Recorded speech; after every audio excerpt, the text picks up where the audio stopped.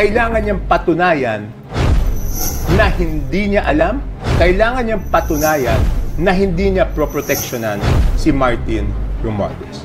Pag naramdaman ko yan, na proproteksyonan niya si Martin Romualdez, or kahit yung isosoften yung tama, maghihiwalay na kami politically. Disappointment ko yun na dapat tinanggal namin si Martin Romualdez earlier on. So dapat mapatunayan niya na talagang iimbestigahan ko si Martin at kung anong kasalanan niya, papanagutan niya.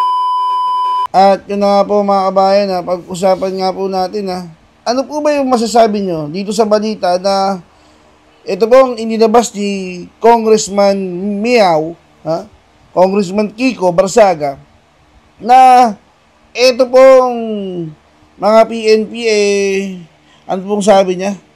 Ano pong sabi ni Sir Kiko Barsaga? Tanggalin ko yung camera ko. Ito. Talino talaga ng PNP. Alam nang nasa ibang bansa si Saldico. Tapos, pinuntahan pa sa kondo niya sa BGC. O di ba mga kabayan? Ginagawa na lang po tayong ingot ng gobyernong ito. Mantakin mo. Mantakin mo mga kabayan. Alam naman po nila na nasa ibang bansa si Saldico, mga kabayan. Tapos, pagpapunta ka ng paparestuin mo sa BGC. Di po ba? Kaingotan na lang po yung ginagawa. Parang, minsan na lang parang for the show.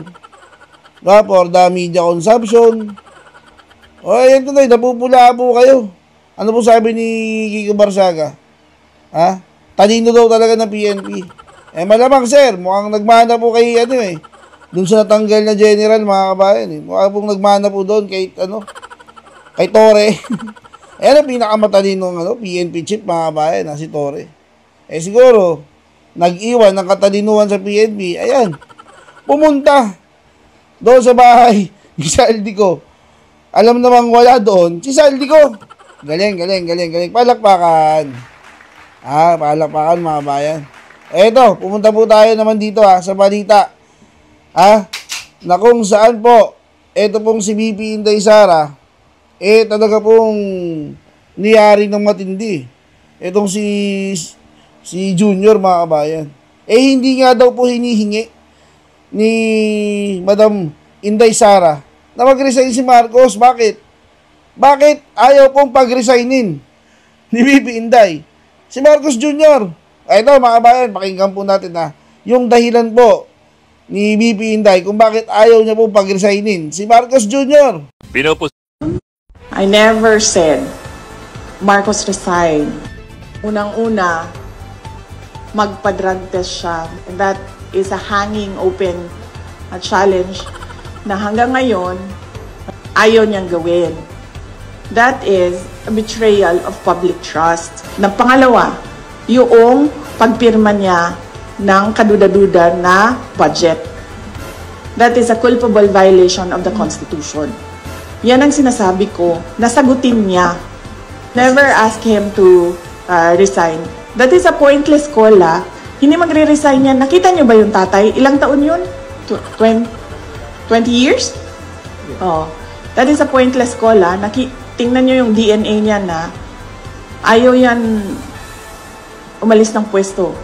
I never said Marcos. Hindi, di ba mga kabayan? Napakatindi po. Ano po sabi ni BP Inday? Hindi po niya hinihingi na mag-resign si Junior. Ang hinihingi po niya, magpa-hair follicle test. At aminin po niya na nagkamali siya doon sa pagpirma ng budget na 2025. Di po ba? Talaga naman po hanggang ngayon, hindi pa rin po nagpapa-hair follicle test etong si Junior. Di po ba? Ang tagal na pong inaantay na magpa-hair follicle test si Junior. Hanggang ngayon, ayaw pa rin po. Kung ako lang yung siguro kung ako yung hardinero dyan, habang tulog pipitasan ko ng uban yan. Sir, pitasan kita ng uban, pipitasan ko ng uban yan. Tapos, ibebenta ko na lang mga ninja. Para makakuha ng hair follicle test na si Junior. Ayaw po talaga, mga kabayan. Di ba? At doon sa sinabi ng kanyang kapatid na siya po ay nag-a-addict, mga kabayan, o ba't hindi niyo po kasuhan si Madam Amy Marcos? Kung hindi po siya nagkasabi ng totoo. Alam niyo ba't ayaw po nila kasuhan? Kasi pag hindi po nila pag kinasuhan po nila yan, mauobliga po sila magpa-hair follicle test, sila buong pamilya. Diba kasi sila po yung inakausahan ni Madam Amy na umaga pa lang po, isinasabay po sa almusal yung pulboron. Sila daw po mag-anak, mga kabayan. Kaya nga po, hindi po yun yung hinihingi ni Madam BP Inday na mag-resign, kundi magpa-hair follicle test at aminin niya na nagkamali siya doon sa pagpirma niya sa budget na 2025 na pinaka-kurap na budget na nangyari sa history ng Pilipinas, mga kabayan. Kasi, hindi mo daw po mapagre-resign si Marcos. Bakit? Manang-mana po yan sa tatay niya Bantayin mo 20 years. Hindi bumaba ang kanyang tatay. Ano pa yung anak? Nasa DNA na daw nila, sabi ni BP Inday Sara, na kapit tuko sa pwesto. Paano po yan? Paano po yan, mga kabayan? Unti-unti na pong kumakalas yung mga talagang nagtatanggol po kay Pangulong Bongbong Marcos. Unti-unti na pong nawawalan ng kumpiyansa. At talagang nakikita po nila na talagang itong si Junior, weak leader po talaga. Ito, mga kabayan. Si Sir Toby Chanco. Si Sir Toby Chanco, ang campaign manager ng Bagoong Pilipinas. Siya po ay malapit kay Pangulong Bongbong Marcos. At hanggang sa ngayon, talagang naniniwala pa rin siya na wala pong kinalaman si Bongbong Marcos diyan sa Nakawan.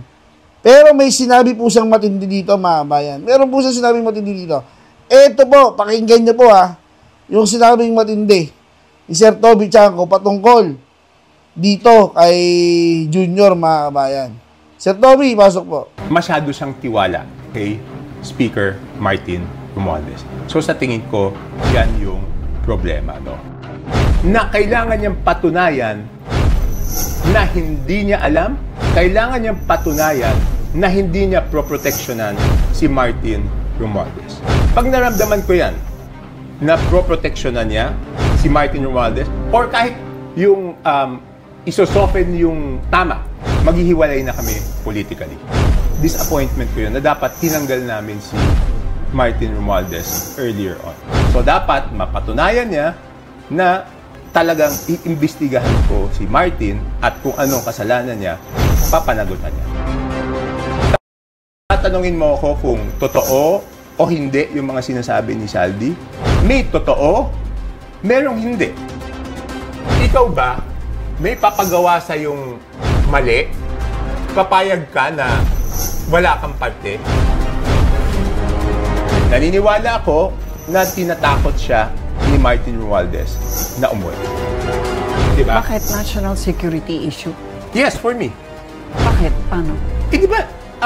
Nagkakagulo-gulo, ang daming rally. May pwedeng manggulo sa rally. So you admit that the level of protests has reached a point where you actually think that our national security is already being threatened?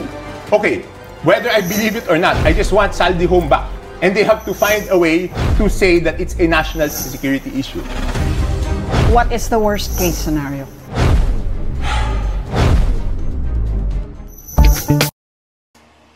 Mga kabayan, grabe yun. Napakatindi po ng mga binitawang salita ni Sir Toby Chanco, mga kabayan. Talagang handa po siyang kumalas dito kay Junior kapag maramdaman niya lang po na tinabagay pinoproteksyonan ni Junior ang kanyang pinsan. Siguro sir, malinaw naman po sa inyo na kitang-kita nyo naman po yung pronouncement ng kaibigan mo si Junior. Di ba? Nag-report na po siya, unang report. Sabi niya, kakasuhan si Junior. Kinahapunan, sir. Sir Toby, kinahapunan po. Nilabas ang report. Kakasuhan na sa ombudsman, sa sandigan. hindi po kasama yung pangalan ng pinsan. Siguro naman, sir, sapat na yan, na basihan, para tuluyan mo na ilaglag ang iyong kaibigan. Sir? Kasi, sir, alam ko ikaw, matino kang congressman eh. Nararamdaman ko, sir. Nararamdaman ko matino kang congressman. Pero siguro, nagkamali ka lang ng pagkakilala mo sa iyong kaibigan na si Bongbong Marcos. Sir, makikita mo naman sa galawan. Di mo ba? Makikita mo sa galawan ni Junior na talagang guilty po eh. Sir, talagang pinoproteksyonan yung kanyang pinsan. O ganito na lang, sir. Total, magkaibigan po kayo ni Junior. Maaari po ba, obligahin niyo po yung kaibigan niyo na magpa-hair follicle test. Kahit yun na lang po siguro, sir, yung magagawa mo para sa bayan, sir. O kaya, dukutan mo na lang, total, magkakasama naman kayo, sir. Dukutan mo ng uban. Sir, pag pinatawag ka sa Malacanang, kunan mo ng uban, sir. List lang, sir. Tignan mo, sir. Tignan mong maigi yung galawan ng kaibigan mo. Talaga pinoproteksyonan po niya yung kanyang pinsan. At naniniwala ako, sir, na yung ICI na yan, at ombudsman, wala na po yan, sir. Hindi mo mapapakulong si Romualdez hanggat nakaupo po yang si Bongbong Marcos, si Remulla, at yung ICI na yan. Hindi po makakukulong yan, si Romualdez. Maniwala ka, sir. Alam ko, sobrang bait mo eh. Kaya siguro binibigyan mo pa ng chance yung kaibigan mo. Pero, please lang, sir. Please lang. Tignan mong maigi yung ginagawa ng kaibigan mo. At hanggang dyan na lang po, no, mga kabayan, At magkita-kita pa po tayo sa mga susunod pa nating video. Paalam.